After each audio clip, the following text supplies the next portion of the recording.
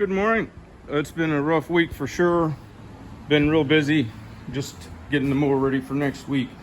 But wanted to tell you about a product I've been using with great success.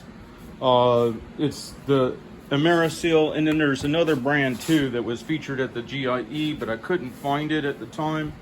So I ended up with this. It's supposed to be from NASA research, basically. It's nowhere close to slime. It works way better than slime, in my opinion. It's easy to use. Just go by the recommendation on tire size. Now I'm running the 15s, so that's not a big difference between 13s that are stock on a zero turn, but maybe a pump or two extra. It's just a simple matter of taking your Schrader valve out with, a valve stem removal tool. It just unscrews. Here's my Schrader valve. And then once you have a clear passage through your valve stem, then you just put it in a position. Maybe there might be some guidance on where to position it. My impression is it really don't matter, because I'm going to put the Schrader back in and I'm going to run this on the backyard because I just got done sharpening blades and everything. So then once you have that a clear passage, you just connect the hose that's supplied with the pump that's supplied, and you pump in the amount of the liquid that it calls for, and then put Schrader back in, and then you air it up. Now, where this works for me is that I run typically 2 to 3 psi on my tires front and back to get suspension. But when you're down in pressures that low, it's hard for the physics of the rubber compound to maintain the bead wall seal and not let dirt get in there and everything. This, and then of course too, if you do get a leak, you got less time to play around with it, before you're completely flat, and then you could, hit a big bump or something and crease a rim or something like that. So with these lower pressures, I'm just running that on all my tires proactively. And then of course I've used it where I've already had a leak and I've seen it come out and seal. So for me, it's working great. And the reason I'm advocating for products like this that let you stay with pneumatic tires is first of all, you may not be able to run that low pressure, because if your machine's full factory heavy in a commercial machine, then that kind of pressure, 2-3 psi, may be equivalent to a flat tire. Whereas when you've got a machine, if it's say a residential grade mower or something like that, then with less operator, it all depends on the total mass of the machine and operator as to what pressures you can get away with.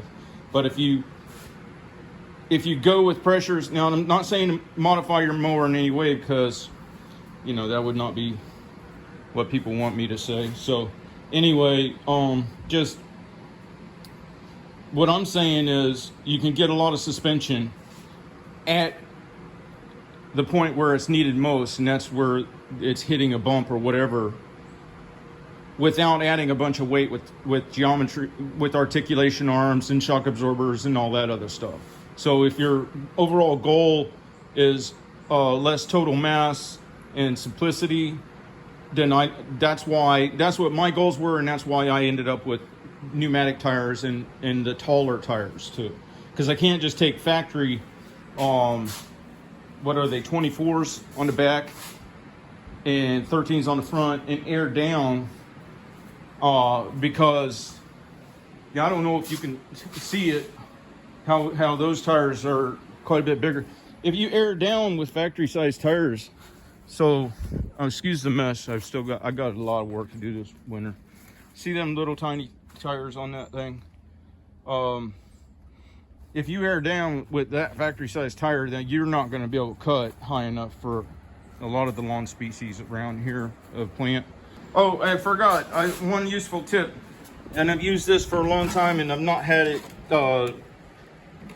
have any problems with it doing this. I put a vacuum nipple you know, rubber vacuum nipple on the end of the tube, and that way the material that I did not use, it doesn't go bad. So, and I can vouch that that is the way I've stored it, just with the vacuum nipple on the end.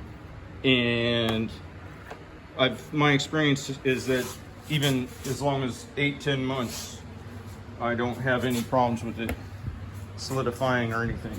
Also, if you get any that blows back out, you may want to take a Q-tip and kind of get the worst of it out before you put your Schrader valve back in. And you could maybe blow it, but the problem is this stuff is engineered when it's, you know, when it hits the atmosphere, then it starts to gum up. So I don't want it to gum up on my Schrader valve, so that's why I'm trying to swap out that's in there and not get it on this as bad. Don't know for sure if that makes any difference, but I just do it anyway because I don't need problems. All right, I just got done mowing around here and it held fine. I just wanted to also say that I've used tire plugs a lot. I know how to use them and install them and everything. It's just that when you're dealing with that low of pressure and you're in an off-road application, the sand tends to get included into the tar adhesive material that's on the tire plugs. And then of course, if they're on the sidewall, low pressure is when you hit that flex and relax every time that the tire rolls around. It doesn't really seem to work for me, but this stuff has been working. So I wanted to let other people know that might be a solution for them. Thank you. You have a good day.